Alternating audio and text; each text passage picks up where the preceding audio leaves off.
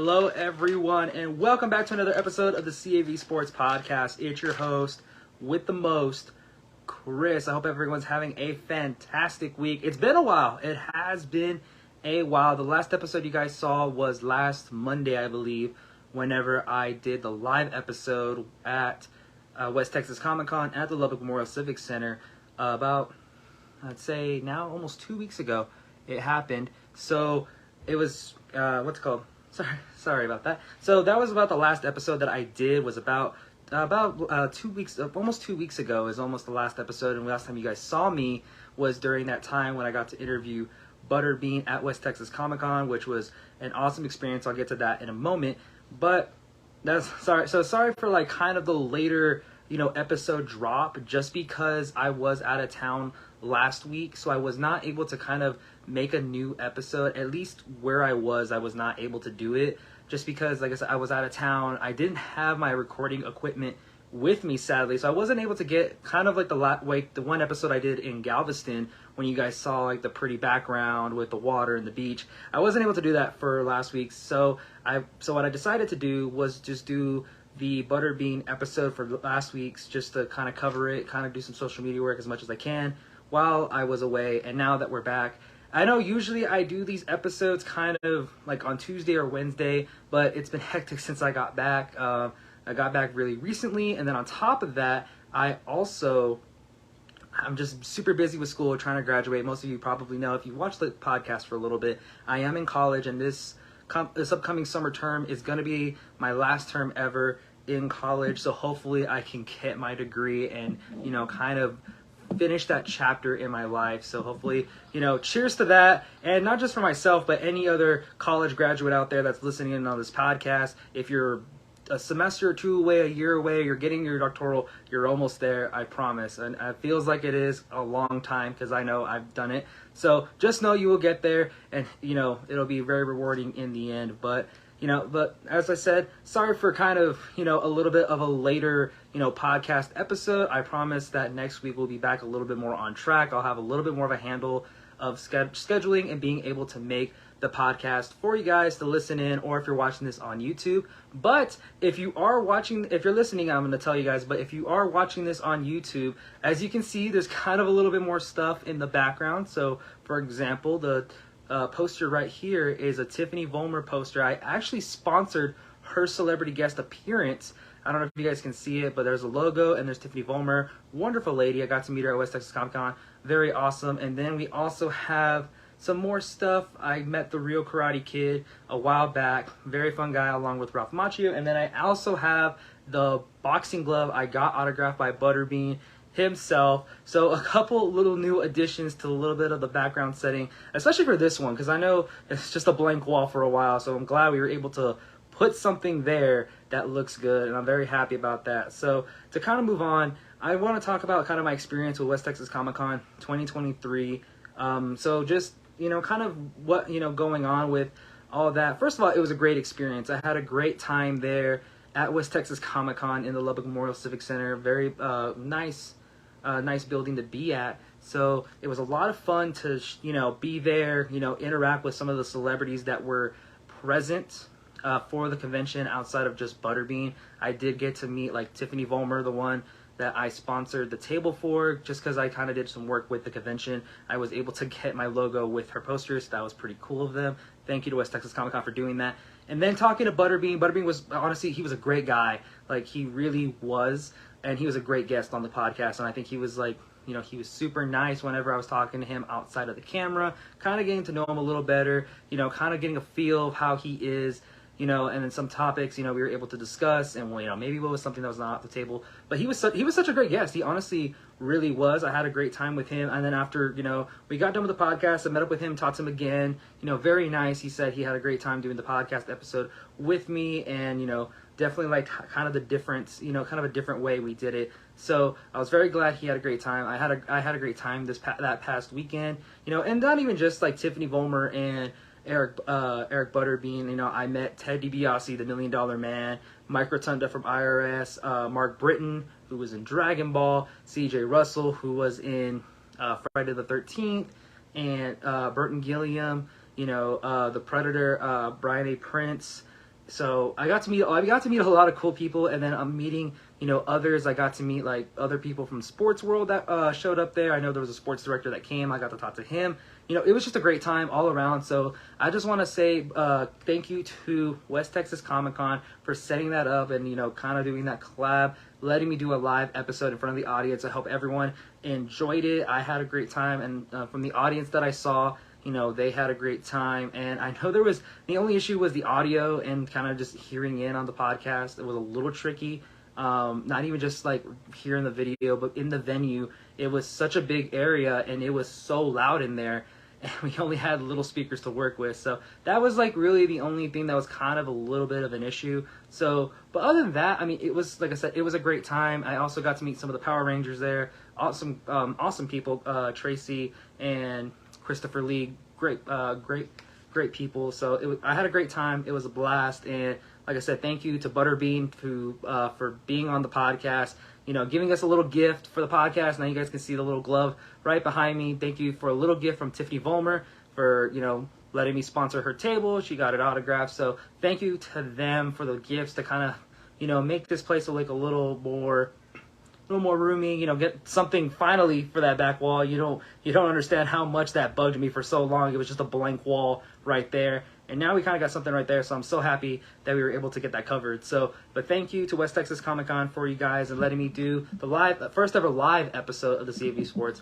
podcast. Thank you guys so much, and hopefully we can do it again next year, depending on who's going to go, or if they get some more athletes or something. We'll see. But from this past year, I had a great experience, like I said, and I had a great time.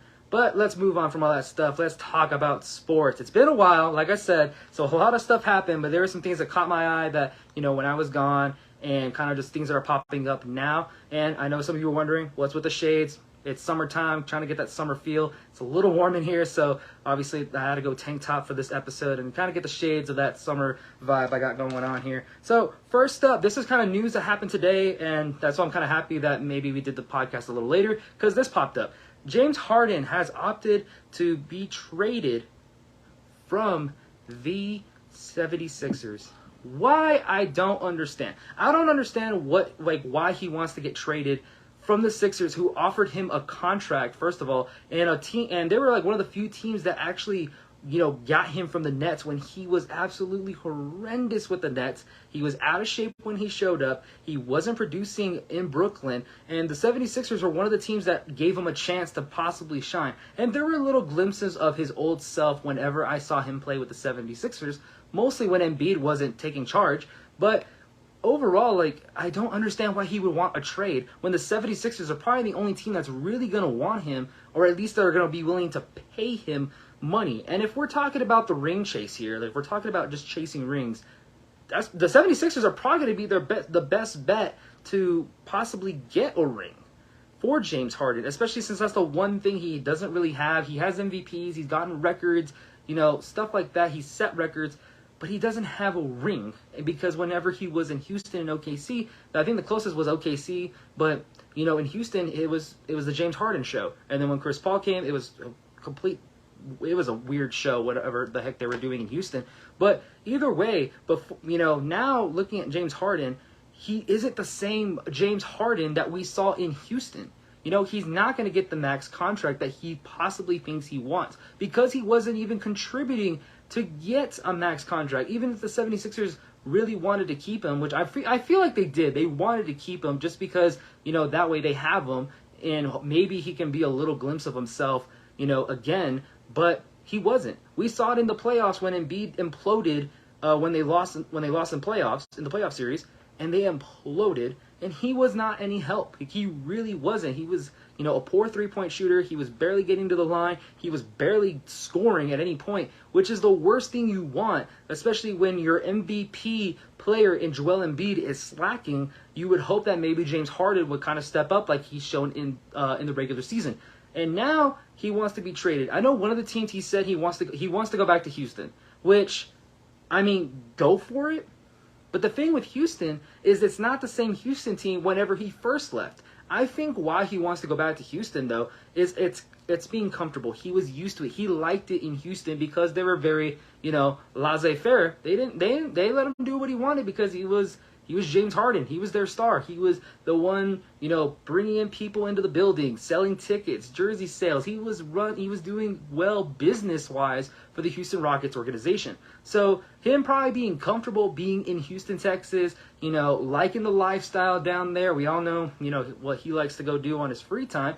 But now, he's not going to get a max contract like he probably thinks he might get. It's like the Kyrie situation that I talked about in a couple episodes ago, is that, he may get something, but he's not going to get what he wants. And that's going to be the bigger issue. And that's what I kind of fear about James Harden, is that he's going to try to get a trade, and who's going to want him is the bigger question. Say Houston does want him. Let's go with the sake of argument that they want to get him. The thing is that they have too many young players. So it's going to be like, well, who are we going to give up to get James Harden? And on top of that, if James Harden does go to Houston, it's a very young team. So he's not going to win a ring anytime soon. He's not showing that he is the old James Harden that he used to be. So what's the point of him asking for a trade when legitimately you're playing with an MVP in Joel Embiid? Tobias Harris is pretty good. You don't have Ben Simmons there to hold you down. Why? What's the issue with that? Doc Rivers is now gone because they fired him because he can't make it past he can't make it to the conference championship or even to the finals. He's gone. So what's I don't understand why he really wants to leave and why he would want to be traded, especially since the 76ers are looking like the only team that really want Harden, if that makes sense. Because Brooklyn got him hoping that they could be the big three with him, Kyrie, and KD. Didn't work because he got shipped, KD got shipped, and Kyrie got shipped, and now the Brooklyn Nets just have a handful of draft picks that they just got from those three, going away. So, and the 76ers got picked, traded for him, and they picked him up. So that's my thing. It's why would James Harden want to just opt for a trade when the 76ers look like the only team in the NBA right now that would really want him, or at least they would like to keep him around a little bit longer. That's just what I don't understand. To me, it's not clicking in my head about why he would want to opt for a trade. Now, will the 76ers trade him is a whole nother question, because that's going to be a whole other, thing up to the 76ers organization if they really want to move on from James Harden. Do I think they should? I mean, depending on what they're going to get, I think it's worth a discussion, just because, like I said, in playoffs, he did not really produce. There were glimpses of his old self, and then there were other times he looked like he just didn't care to be there, or he wasn't the best player on the court. And that's kind of the sad part, especially since he was, he used to be really good, and now not so much. He's just a shell of himself. So if the 76ers should trade Harden, I would at least maybe listen to some offers if there is any. If not, I mean, luckily they still have him, and he has to still be there. So that's kind of an up, I guess, they can look at, and maybe they can convince him to stay. But who knows? It seems like he's very dead set on leaving the 76ers. And, he, like I said, the one I heard the most is him going back to Houston. And I think it's a comfort thing. He liked it in Houston. He doesn't like it in Philadelphia. But who knows? I don't know. But at the end of the day, I don't think he should ask for a trade, because I feel like the 76ers are going to be the only team that legitimately probably want to keep him on, at least for this upcoming season.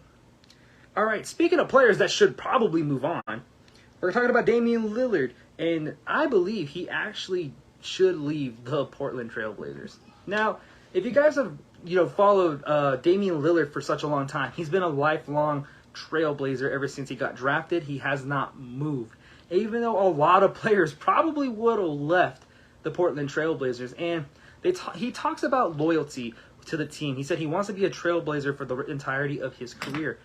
And I respect it. I really do. Loyalty is very hard to come by nowadays, especially when teams are offering you fat sums of money to come on in and come, help them out. Like, one of the teams I heard about is maybe Miami trying to make a push to go get him from the Trailblazers if they can. Who knows if they actually will get him though? That's going to be a whole other discussion. But, however, I truly believe Damian Lillard should leave the Trailblazers, because the organization keeps saying that they're going to try to build a team around him. I don't know how they're going to do that, because I feel like that ship has sailed a long time ago with LaMarcus Aldridge getting traded away. CJ McCollum is not there. It's literally the Damian Lillard show or bust in Portland. And that's the bad part, because he's a top 100, top 75 player in the NBA, and he doesn't have a team to work with, which in my opinion sucks, because he's an all-star. He's an all-pro. He legitimately carries that organization and the team. Now, I understand it from a business perspective, though. Let's look at it businessly here. Now, for the Trailblazers, obviously keeping him, it's going to put butts in seats, which is one of the biggest things an organization wants to do, is get butts in seats. How do you do that? We have Damian Lillard, a top 100, top 75 NBA player. Jersey sales through the roof because everybody loves Dame. Home ticket sales, stuff like that. He's an attraction to Portland. However, Portland is not an attraction to free agents to come help Damian Lillard. No one wants to go to Portland to go play there or, help him out. And the times that they did, they leave. So when you look at it that way, I think Damian should just really consider it, because at this point, he's given all he has to that organization. He really has. He's shown loyalty. He's worked through adversity. I remember the game I saw when he played against OKC and he hit the game winner in the playoffs in front of Paul George and sent him and Russell Westbrook home in the playoffs. I remember watching that, and he's made those kinds of moments for that organization for a very long time. He's brought them all, he's been all-star selected. He's an all-pro. Stuff like that. He has the accolades, just not a ring. But Portland is not doing a great job at trying to build that team, build a team around Damian Lillard. Now, they got a couple people in the draft. They drafted a point guard for some reason. I thought, if you're going to build around Dame, why would you get a point guard or get a developmental player that may not help you for the next couple years? Didn't make much sense to me. But if they can at least try to get some free agents, then maybe it'll convince Damian to stay. But right now, the Portland Trailblazers organization is not doing that great of a job of trying to get him his help that he deserves and that he needs. Or just, granting him, thank you so much for all the memories and thank you for everything. But if you really want to stay, then we'll keep you. But if you really want to go and get traded, we will work something out.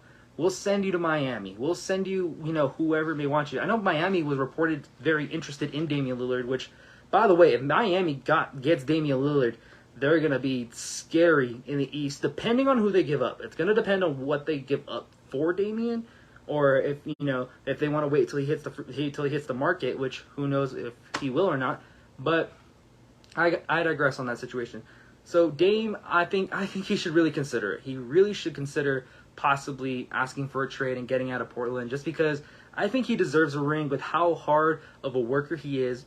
He has great work ethic. He has the heart of a champion, creates moment after moment. There's a lot of teams that have been trying to get him. I know the Lakers, in recent years tried to get Damian, but the Portland Trailblazers wouldn't bite and he wouldn't go, or the Lakers just didn't want to give up, that much to get Damian. So it's going to depend on what the price is going to be for the Trailblazers and if Damian wants to stay. He seems like he wants to. He wants to be a Trailblazer for life, which I respect. I really, really do respect that. But I think he should think about leaving. If he really wants a championship ring, I think Portland's not going to be the place for it. I would try to go somewhere else.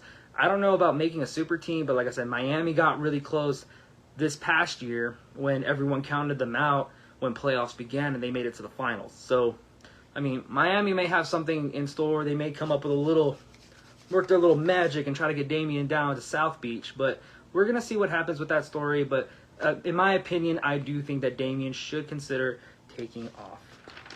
Alrighty, moving on from the NBA and all that great news, we're going to move on to the meat and potatoes of this podcast, the NFL. So this is a story I kind of saw, I believe it was yesterday or 2 days ago.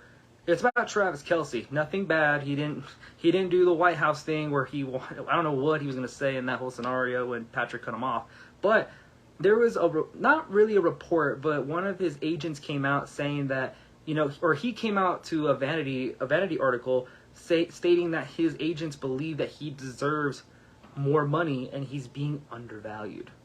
Now, here's the crazy twist of fate on this whole scenario here. Travis Kelce, I don't think he was taking shots at, Kansas City. I think he was probably venting his air because, probably when he has a great game, like he usually does, 10 catches for 120 yards and 2 TDs, an agent's going to come by and say, hey man, give me a call. I'm going to get you some money.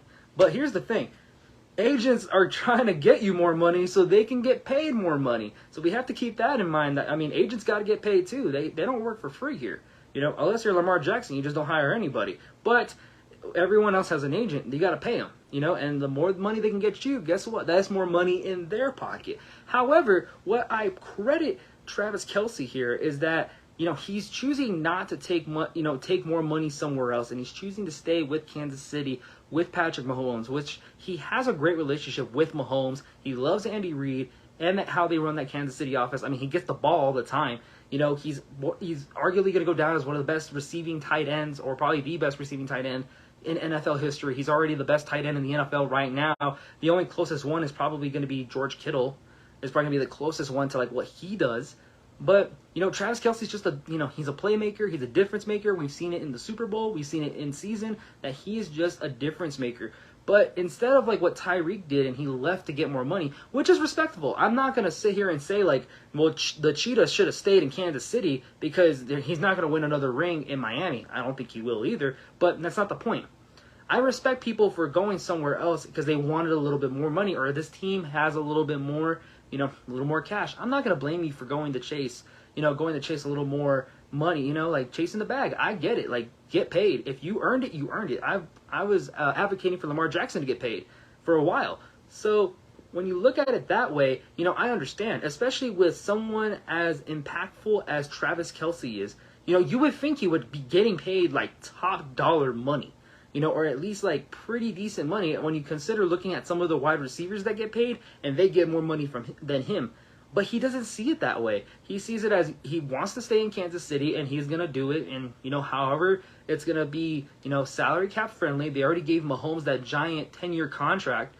You know, whatever's going to help them bring in people, because that's something we also got to consider whenever you go away and take a large sum of the salary cap, is that you take a large sum of the money, we don't have a lot to disperse. So you have to keep that in mind. And I feel that Travis Kelce understands that if I ask for top-notch money, we're going to lose out on a key piece either somewhere else on the offense or on defense.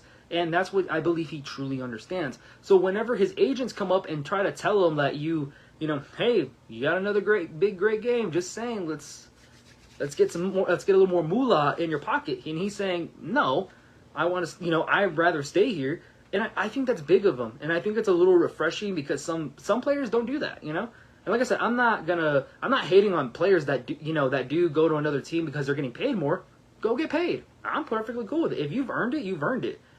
But if you're also a player that wants to stay with a team because it's going to be team friendly, it's going to help him out, you know, kind of like what Brady did whenever he was in New England. He never asked for a giant max contract, even though he was considered the GOAT.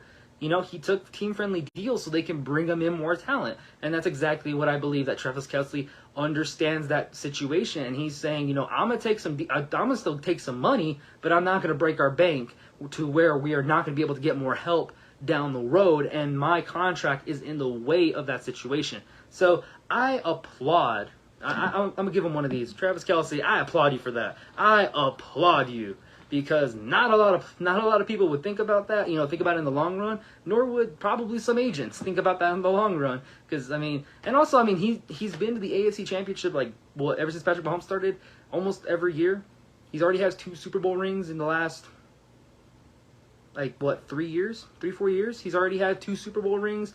Like I said, considered the best receiving tight end in the NFL right now. And he's probably going to go down as one of the best receiving tight ends of all time. Possibly the best, depending on how it goes. Patrick Mahomes is, you know, looking good. He's looking great. That offense works. Andy Reid is an offensive, you know, genius. They're gonna be fine. I think he's gonna be okay, and I think he's okay with not taking a lot of money. And also, you gotta think of it this way: he does probably get sponsorships and, you know, Nike deals. You know, he got to host SNL. And another thing I kind of thought about was also, you know, if he does go to another team and they don't necessarily do well, I mean, bye to hosting SNL, you know, TV time with Fallon, or going to the White House trying to national treasure it, which, by the way, he actually said that on a podcast. He was actually going to go try and national treasure the White House, which I don't blame him. I would have tried that too myself. Try to get the Declaration, get some lemon juice. You guys know what I'm talking about. So, you know, but he has a big personality. He's a great guy. You know, he does a podcast with his brother. You know, he's got revenue coming in left and right. I think he's not too worried about getting a big check from the Kansas City Chiefs if he has other, you know, venues of income coming in from somewhere else. Alrighty, so next topic. This has been reported earlier this week. There was a report of a dozen players in the NFL getting suspended for gambling. We're back on this gambling business again. I'm blanking on the name, but offensive tackle for the Titans, he's getting suspended for 6 games because he wasn't gambling on NFL games, but he was gambling on NFL property, or he was gambling in where the Titans like practice facility is at. We're back to this issue again. Why is everybody gambling in the NFL? Like, why do you feel the need to gamble? I don't understand that. Because they make a lot of money. Even if you're on the practice squad, you make at least a little sum of money. You don't need a gamble. It's not worth getting suspended. Like Jamison Williams, it's not worth getting suspended. The Titans tackle, not worth getting suspended. The cornerback for the Colts, it's not worth getting suspended. And now a dozen more players have been accused of gambling. I believe today it was reported that like 3 or 4 of them are like gonna get suspended, including the tackle, and then there's still more being investigated right now. Why? Now I understand that sports betting has grown in recent years. You know, coming into the 2020s, you know, the rise of sports betting has, you know, gone up. I mean, I've seen it. I have colleagues. I got friends that, you know, gamble. I know. For me, like I don't like spend money on DraftKings, but I use the DraftKings app to do like the free like little, you know, draft the players. I do it with my parents, you know, just to kind of do it that way. And, you know, we have our own little, you know, side bet with dinner, you know, who pays for dinner. So like, I get it, you know, it's like a thing that people do, you know, fantasy football is another one and stuff like that, you know, the Vegas odd makers, you know, now they're kind of an influence on how people see how, you know, how games are going to go. Stuff like that. But if you're in the NFL and it says in clear black and white in the code of conduct of the NFL that you will not gamble on NFL games and you will not gamble on NFL property, why are you doing it? Like, I don't get it, and I don't understand why like a lot of NFL players are thinking that they're going to get away. They've already caught so many people in the span of just this year. I think if you add it up, probably over 20 players have already been caught. You know, I'm just rounding here. I'm not saying that's a correct estimate, but I'm kind of rounding here. But you get what I mean. There's already so many players that think they're getting away with it, but they're going to find out. The NFL always finds out. The NFL is like Baskin-Robbins. They always find out. Keep that in mind before you go gamble. And if you're thinking about gambling, if you're an NFL player, it's like the old saying goes, if you don't think it's a good idea, it's probably not a good idea. If you don't think you should do it, you should probably not do it. And I understand not every person in the NFL, not every player is going to be Patrick Mahomes getting endorsement deals, or Travis Kelce getting to host CNN, or Dak Prescott getting on commercials with the Tempur-Pedic mattresses, or Baker Mayfield who got the Hulu commercials, Matthew Stafford getting on Little Caesars, etc., etc. I get not everyone's going to get that. I understand. But gambling is not going to be the way to bring in revenue.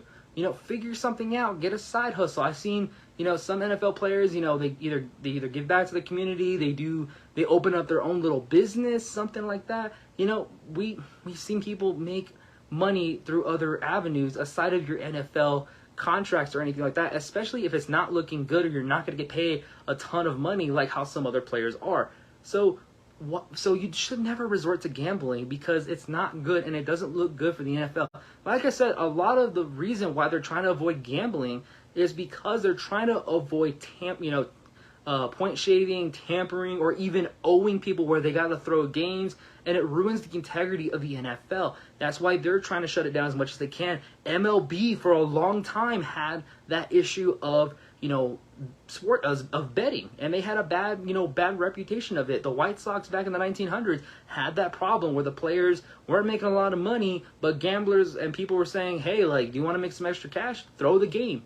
And guess what they did? And they got in real big trouble. So they don't want that to happen in the NFL nowadays, especially since sports betting is a lot easier to access with all these apps and stuff like that coming out, or even just like, you know, Vegas, just going to Vegas alone. You know, we see like influencers and artists like Drake drop 10 million, Floyd Mayweather puts racks, even Des Bryant, he puts money on the Cowboys games, but they're not involved in the sport.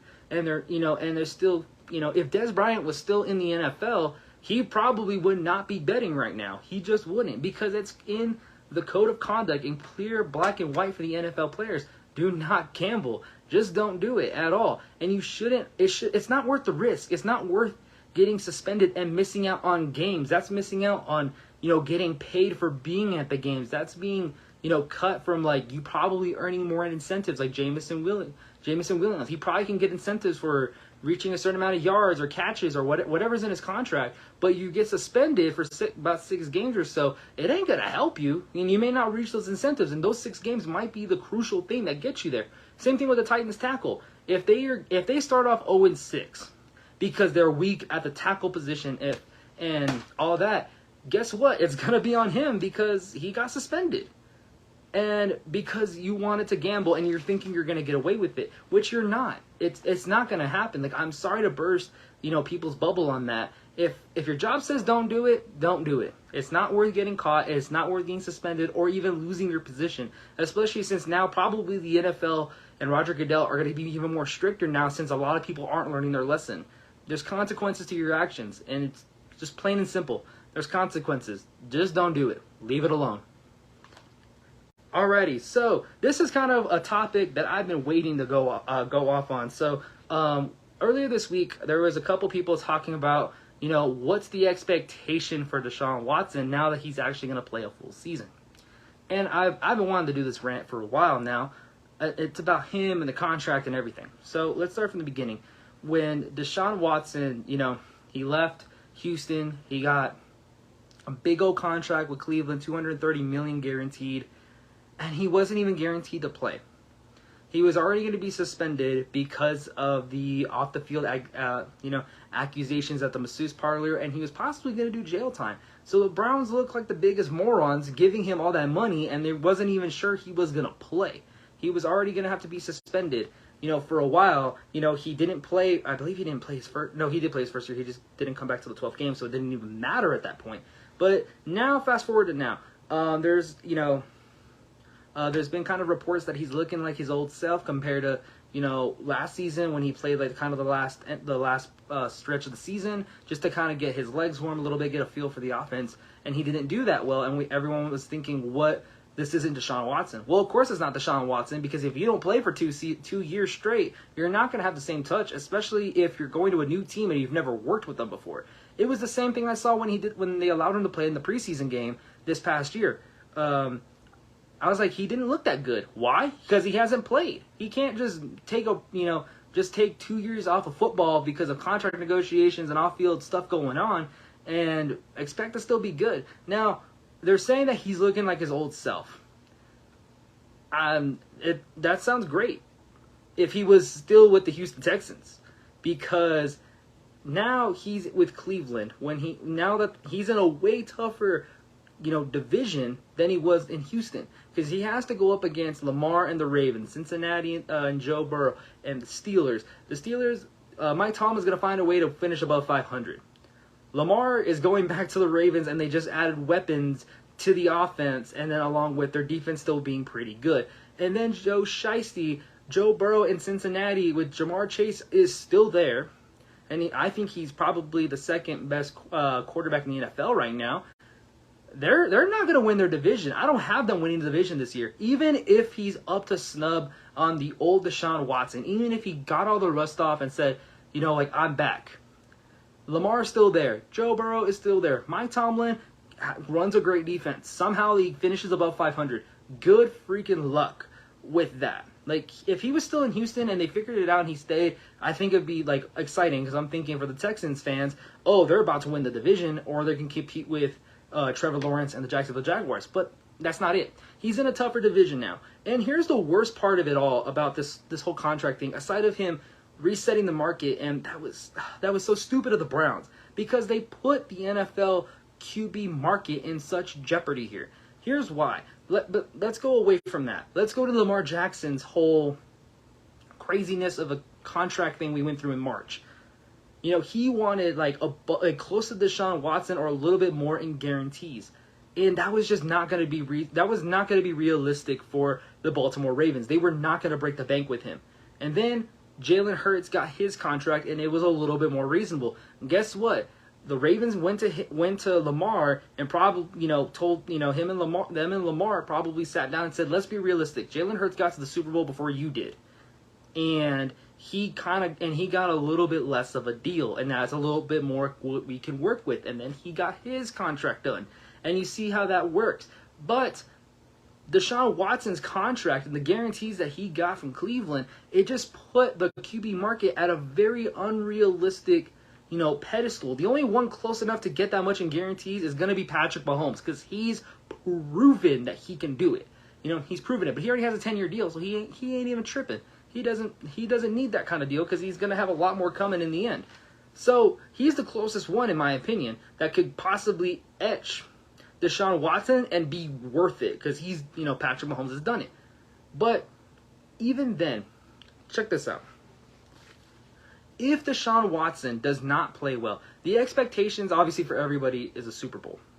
For me, they're not going to win the division. I don't think they're going to win the Super Bowl. Definitely not, with Kansas City and Cincinnati and, Lamar being there. And you can count Josh Allen and the Jets and however that's going to go in the AFC East. It's not going to be an easy road for them. So Baker Mayfield got them a playoff win against the Steelers, and they haven't reached the playoffs since and haven't had a playoff win since. So what's going to be their expectation here? And if they don't make playoffs, like if they just don't make it at all, you know how disappointing that's going to be for Cleveland Brown fans, knowing that they gave that man all that money and they still didn't make playoffs. And they have to live with that guaranteed contract hole that they're going to have, and they're going to have to find a way to negotiate. And on top of that, they're not going to be able to, because Deshaun Watson's not going to do it. So, if he does not do well, you know what's going to happen? NFL owners will again have power. This is kind of connecting to what I said about Baltimore not giving in to Lamar and giving him all that guaranteed money. They were essentially giving power back to the NFL owners, saying you do not have to bow down to the high mighty dollar of the quarterback. Here's an example. Hear me out here. Just stick with me. Say Deshaun Watson does not make playoffs this year. Disappointing season, even though they were hyping him up to be the old Deshaun Watson. We're going to make playoffs. We're going to beat Cincinnati and the Ravens. Highly doubt it, but let's say they have a bad season. You know what the NFL owners can just go do? When people like Justin Herbert want to get a new contract and they want to get something close to Deshaun, if I'm an owner and a quarterback came up to me and said, I want money close to Deshaun, I saw how bad of a season he had, I would look that quarterback dead in the eye and tell him, really, you want to take up all that money, you want close to Deshaun Watson money? What did he do for that organization? Absolutely freaking nothing. I'm not paying you that kind of money. Boom. They just got power back because they can use him as an example not to give QB high-ranking money, especially since, Jalen Hurts and Lamar Jackson kind of got, top, higher-tiered contracts in that they were able to get, and Deshaun's just way too exaggerated.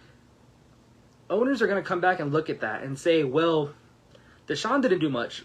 This is all hypothetical here. If Deshaun doesn't do well, the owners can say, well, he didn't do well. Jalen Hurts still made it to a Super Bowl probably before some of the quarterbacks, before any of them, before, say, Justin Herbert. He made it before Justin Herbert. I'm not giving you Jalen Hurts money because you haven't done what Jalen Hurts did. Lamar Jackson single-handedly is the best player on offense for the Baltimore Ravens, and without him, they were not very good. And it's going to determine if they're going to feel the same way with Justin Herbert. So that might be down. So he's going to have to take a contract a little lower. It's going to be the same way with Joe Burrow. Now, Joe Burrow might be able to get a little bit more of a closer to Jalen Hurts or Lamar Jackson contract, just because we did see how they were without Joe Burrow, and he got to the Super Bowl. He didn't win, but he got there before Jalen Hurts, and he barely lost to, the Rams because of a bad old line. Whatever, he still got there. So he'd probably be the other one that's closest. But let's stick with Justin Herbert for a second, because I know he's going to come up on a contract soon. So owners can come back and say, no, because Deshaun didn't do much. You still haven't made it to the Super Bowl. You haven't won an MVP. I'm not going to give you up to like those top 3 in contract guarantees. No, it's out of the question. And then you're going to be, dicing and fighting for money. And that's what the Browns don't realize is what they've done. They are going to give owners that kind of power, especially since a lot of QBs are going to probably want, pretty good top dollar, especially since they play the most important position in the whole team. So when you look at it that way and you kind of see the kind of ripple effect that the Cleveland Browns and Deshaun Watson have created for the NFL and the quarterback market, it ain't going to be good going into the future, especially with these, more younger quarterbacks that are probably looking to get more money down the road, like Trevor Lawrence, Joe Burrow, Justin Herbert. It's going to be a tier thing. And if Deshaun Watson doesn't produce like everyone thinks he's going to do, guess what? That he's just going to be an example of overpaid and was overrated after getting paid, and he wasn't good anymore. And guess what? That's going to be the bar of no. Because we saw what happened with Deshaun, and when the Browns gave him that kind of money, and they still didn't make playoffs. Like I said, this is all hypothetical. This is not a guarantee this will happen. But this is how I'm thinking about it when I think about this whole situation that the Browns and Deshaun Watson have put everybody in. Because now we're all going to have to look closely. Now, devil's advocate here, if they somehow, they do make playoffs, then maybe he was worth the money. But are they going to win the division? Probably not, because they're in one of the toughest divisions in the AFC, aside of the AFC West, because they're going to have Kansas City there. But the AFC North has Baltimore and Cincinnati and the Steelers. Like they're not going anywhere. So they're going to have a hard time trying to even get in the wild card or even try to win the division, especially since Deshaun Watson took up a lot of the salary cap. So that's my issue, and that's my rant about this whole situation, is that they've legit screwed up the market for the QBs, because even with the salary cap increasing every year, it's still going to take a long time before 230 sounds normal to people. 230 million in guaranteed is still not, it still blows everybody's mind that they were able to do that, or 250. However much he got in the guarantees, it still blew everybody's mind that this happened. And now, owners were losing their minds, and they were hating the Browns for this. So, but now they may thank him if Deshaun Watson doesn't live up to his expectations, and that's just essentially what they have done, is that they put either the owners in jeopardy, or they put the other QBs in jeopardy that probably deserve a contract as well as Deshaun Watson did, but they're not going to get top dollar because he's going to be an example of what happens when you overpay somebody. So that's just something to keep in mind and kind of room for thought. All right, it's a final topic for the podcast today. I have the NFC North. Who do I think is going to win the NFC North? I have the Detroit Lions. Here's why. Even though the Bears, they traded the number 1 pick to get DJ Moore, and they got a little bit O-line help. There's still a little bit of a ways before they can, really be like contenders, in my opinion. The Packers are going to regress because Aaron Rodgers is not there anymore. This is Jordan Love's first time taking the reins, and he's the one controlling the offense. We have not seen enough of Jordan Love to really determine if he's going to be really good. Now, there was some people in the Packers organization saying he's looking great, he's looking like the best quarterback in the division. I say no. I really don't think so. I think he looks good if you're practicing against your own guys, yeah, but when you get in the dogfight with other teams, I mean, that's going to be a whole other ball game. Everyone could look good in practice until you go play the real thing. And that's going to be the thing for the Packers. I think it's going to take time for Jordan Love to really get there, especially since, Aaron Rodgers refused to retire and refused to give up the starting spot because he was so butthurt by this whole situation. So that's another thing that they're going to have to keep into consideration, is that he hasn't had enough time to fully get a full season under his belt and get the swing of things. Now, let's look at the Vikings. Now, I know the Vikings had a quote-unquote great year. I think they had one of the weirdest seasons ever. Because there were games where they did not look good, and then there were games where they looked like Super Bowl contenders, and then there were games where they just come back from the Colts being down 30-plus points and winning the game, and nobody knows how that happened. It was just a weird year, but I don't see that happening twice. Lightning doesn't strike twice on a person, and you don't get lucky that often. Kirk Cousins still didn't have everyone says he had a great season. I don't think so. He still had a pretty high interceptions thrown last season. I believe he was like top 5 in interceptions. I believe he was number 2. He's tied for second. But I just don't see it. They did add help when they drafted another wide receiver to help out Justin Jefferson since they traded away, or since they released. I'm sorry, they released Adam Thielen, and now he's in Carolina now, helping out Bryce Young. So I think that the NFC North is one of the other divisions in the NFC that's up for grabs, aside of the NFC South. And we'll get to the NFC South in another episode. But I'm sorry, but I got to go with the Lions here. Because the Lions, even with the rocky start that they had this last season, they didn't have a winning record, but they got progressively better. And Dan Campbell and his biting kneecaps, whole mentality, they got behind him. He was a coach that they really got behind, and that's exactly what you want from your players, is to get behind the coach. If they believe in the coach, good things are going to happen, and they did. Jared Goff had a good season.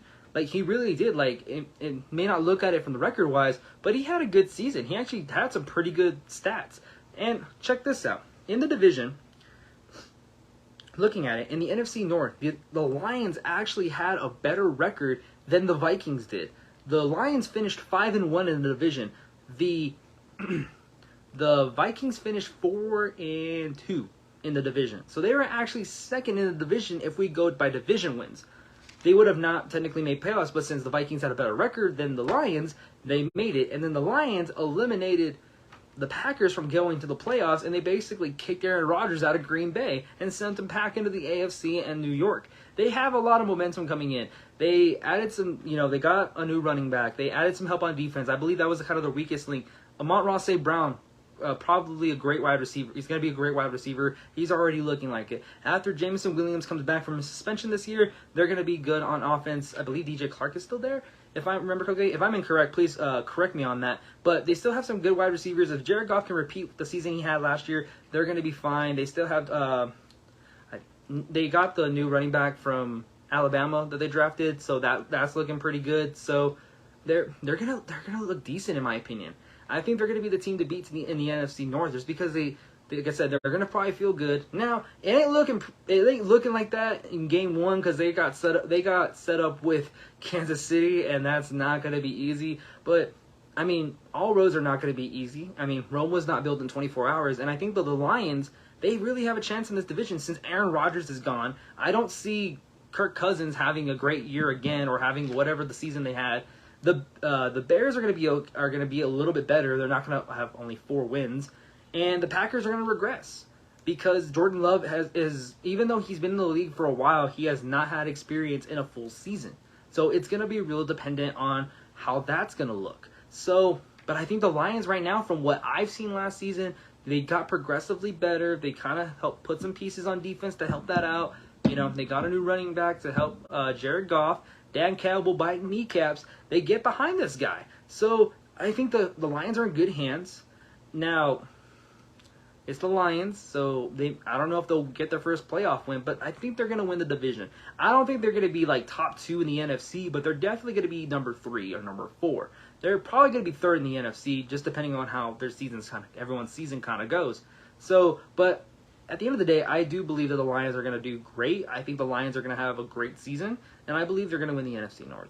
Alrighty, guys, but that's going to wrap things up on this episode of the CAV Sports Podcast. Make sure you guys follow me on all of my social media. I'm on Facebook, TikTok, Instagram, Twitter, YouTube, at CAV Sports or CAV Sports Podcast. This episode will be up live on YouTube, Spotify, Apple Podcasts, and Amazon Music. Probably later this week. Make sure you guys catch it, and I'll catch you guys in the next episode.